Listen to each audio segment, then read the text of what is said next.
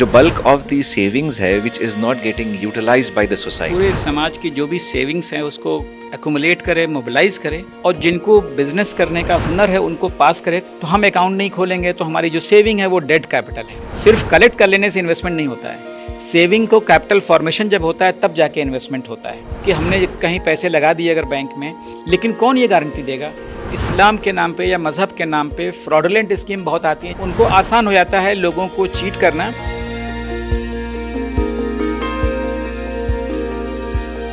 अब जो एक अक्सरियत मुसलमान एक बैंक में सेविंग्स अकाउंट खोल दे रहे हैं, उसमें पैसा रख रहे हैं और शरीयत की वजह से जो भी इंटरेस्ट आ रहा है वो ले रहे नहीं, राइट? तो you are just putting your investment, वो एक हो गया। एक सेकेंड इन्वेस्टमेंट शायद गोल्ड में हो गया, जो हमारे लेडीज़ का है। फिर थोड़ा सा इन्वेस्टमेंट रियल एस्टेट का हो गया। तो जो बल्क ऑफ दी सेविंग्स है which is not getting utilized by the society, it is just in the bank and the bank from a business model perspective has to use that money.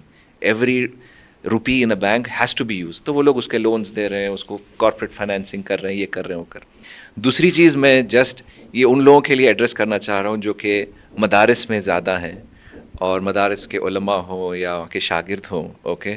तो why I am trying to emphasize is that again this point, ऐसा क्या हुआ कि हमारे मदारिस से जो बच्चे निकल रहे हैं वो लोग तिजारत करने से क्यों कतरा रहे हैं, जबकि आप वही इमाम की किताबें पढ़ रहे हैं जो उस ज़माने का one of the top businessman थे, राइट?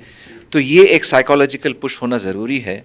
तो अगर हमारी अक्सरियत जो दीन पढ़ रही वो खुद अगर किनारा कश हो गए, ओके, इस फील्ड से, तो we need to little bit shake and ask a question कि भाई क्या रीज़न क्या है। हमको इंडिविजुअली ये सोचना चाहिए। और जो साइकोसिस है ये हमारा, पैसा बुराई की तरफ लेके जाता, गुर्बत भी बुराई की तरफ लेके जाती है, फॉर एग्जांपल, राइट? तो वो बैलेंस आउट आर्ग्यूमेंट थोड़ा सा सोसाइटी में पुश होना बहुत ज़रूरी है। तो ये आई थिंक दो aspects, one is we need to change, और जो दूसरे यूथ है जो मॉडर्न एजुकेशन में है उनको ये भी समझना चाहिए outside India there is a very active market growing. Islamic banking की एक $4 ट्रिलियन एसेट की मार्केट है जो कि जीसीसी के अंदर ग्रो हो रही, यूरोप के अंदर भी ग्रो हो रही। So even if they have एक एस्पिरेशन कि भाई हम बाहर जाके पढ़ना चाह रहे हैं, काम करना चाह रहे हैं, so there is a job market for them to grow even there as well. एक कंसेप्ट है इकोनॉमिक्स में जिसको हम डेड कैपिटल कहते हैं, और उसका तनाजुर ये है कि फाइनेंशियल सिस्टम जो एग्जिस्ट करता है उसका पर्पज़ ये है कि पूरे समाज की जो भी सेविंग्स हैं उसको मॉप करे, एक्यूमुलेट करे, मोबिलाइज करे और जिनको बिजनेस करने का हुनर है उनको पास करे, ताकि वो बिज़नेस भी करें, एम्प्लॉयमेंट क्रिएट करें, गवर्नमेंट को टैक्सेस मिले, लोगों को सस्ता सामान मिले और पूरी इकॉनमी जो है चलती है। अब अगर कोई समाज का बड़ा तबका या एक सब्सटेंशियल पॉपुलेशन जो है उस सिस्टम से कटा हुआ है तो वो पूरे समाज पे उसकी एक कॉस्ट आती है। तो हमारे यहाँ चूँकि एक फीलिंग ये थी कि पूरा सिस्टम जो है वो हराम है या इसमें इन्वॉल्व होना जो है शैतानी जो आदात हैं उनको मजबूत करना है, तो उसकी वजह से हम लोग बचते रहे। तो हम अकाउंट खोलने से भी घबराते रहे। तो हम अकाउंट नहीं खोलेंगे तो हमारी जो सेविंग है वो डेड कैपिटल है। अकाउंट खोल लिया लेकिन हमने जो है अपने पैसे दूसरों को दे दिए लेकिन उसमें से कुछ लिया नहीं, तो ये भी एक तरह की बेवकूफ़ी है, क्योंकि सिस्टम तो आपको रिटर्न नहीं देगा, सिस्टम तो आपके कॉस्ट के साथ लाएगा। लेकिन सेविंग हो गई और उसको यूटिलाइज नहीं करना में भी उसको कहते हैं इन्वेस्टमेंट नहीं होना।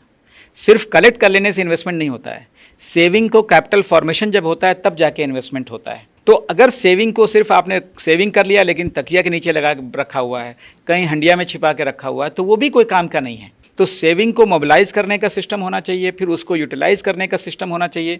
कुछ बड़े शहर हैं जहाँ पे ये मूवमेंट रहा है, और हैदराबाद जो है एक वो शहर है जहाँ पे हमेशा से पब्लिक की कॉन्शियसनेस रही है कि हम गैर सूदी निज़ाम को भी तक़वियत पहुँचाएँ और हम ऐसे इंस्टीट्यूशंस क्रिएट करें जो लोगों की सेविंग को मोबिलाइज भी करे और एथिकली अच्छे तरीके से उसको इस्तेमाल करे।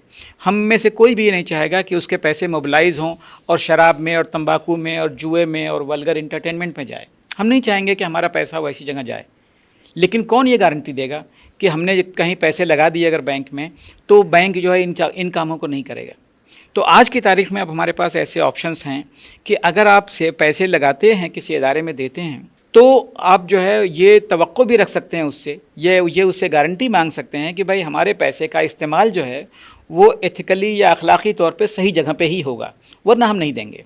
इस्लाम के नाम पे या मज़हब के नाम पे फ्रॉडुलेंट स्कीम बहुत आती हैं जहाँ पे लोग जो है वो हाई रिटर्न को समझते हैं कि भाई वो या तो मजहबी लिबास की वजह से या मजहबी शक्ल की वजह से या किसी और तरीके से या मार्केटिंग स्टाइल की वजह से, ब्रांडिंग की वजह से अक्सर लोग धोखा खा चुके हैं।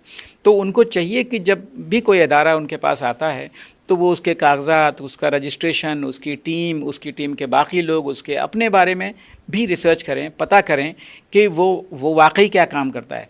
तो फाइनेंशियल सिस्टम में अकाउंटेबिलिटी बहुत अहम है, फाइनेंशियल सिस्टम में इन्वॉल्वमेंट बहुत अहम है, और मैं समझता हूँ कि पब्लिक की जो अवेयरनेस है फाइनेंशियल सिस्टम के ऑपरेशन को लेकर के, वो भी बहुत अहम रोल अदा करती है कम्युनिटीज़ की ग्रोथ में। कि फाइनेंशियल इंक्लूजन के अंदर हम ये समझते हैं कि बैंक में अकाउंट खुल गया तो फाइनेंशियल इंक्लूजन है, जो बिल्कुल गलत है। जहाँ पर इन्वेस्टमेंट की बात है, जो आप बता रहे हैं कि जैसे बहुत सारे लोग जैसे रिलीजन के नाम पे या उसके नाम पे होते हैं, तो मैं ये समझता हूँ कि सबसे पहली चीज़ जैसे आपने बताया कि जैसे पता करना चाहिए कि कहाँ तक सही है, तो two things are important. One, it should be within the regulatory framework. दूसरा ये है कि शरिया बोर्ड का अप्रूवल है क्या, क्योंकि there is lot of mis selling is happening now, क्योंकि ethical investment, ethical finance has been growing. Yeah, are you regulated by the government or a regulator, whichever it is? दूसरा ये है कि शरिया board का approval है क्या? That's what I think. अच्छा point आपने बताया। असल में रेगुलेशन को लेकर के भी कम्युनिटी के पास वो अवेयरनेस नहीं होती है कि अगर कोई ये काम कर रहा है तो इसका रेगुलेटर कौन है, और वो काम कर रहा है तो उसका रेगुलेटर कौन है। और जो फ्रॉड वाले स्कीम वाले होते हैं वो तो कहते हैं कि हम तो ऐसा काम कर रहे हैं कि हमें रेगुलेशन की ज़रूरत ही नहीं है। यानी वो एक ऐसा मुबहम सा प्रोडक्ट लाएंगे जिसको ना वो बैंक कहेंगे, जिसको ना वो कैपिटल मार्केट के ज़ुमरे में लाएंगे, जन इसको तो वो उनको आसान हो जाता है लोगों को चीट करना कि हमें रेगुलेशन की ज़रूरत नहीं है। लेकिन कोई भी शख्स, बॉटम जो रूल है या जो बुनियादी सवाल है कि कोई भी शख्स अगर फाइनेंस का किसी भी तरह से काम कर रहा है, यानी लोगों से डिपॉजिट ले रहा है, इन्वेस्टमेंट ले रहा है, सेविंग ले रहा है, कंसल्टिंग कर रहा है, इन्वेस्टमेंट एडवाइस कर रहा है, कोई भी शख्स अगर फाइनेंस के किसी भी तरह की एक्टिविटी में इन्वॉल्व है और उसके पास रेगुलेशन नहीं है, तो आपके कान खड़े हो जाने चाहिए। रेगुलेशन का होना फाइनेंस के में किसी भी जो है ज़ुमरे में हो, मस्ट है। और मैं समझता हूँ कि इसका सवाल जो है लोगों को ज़रूर पूछना चाहिए।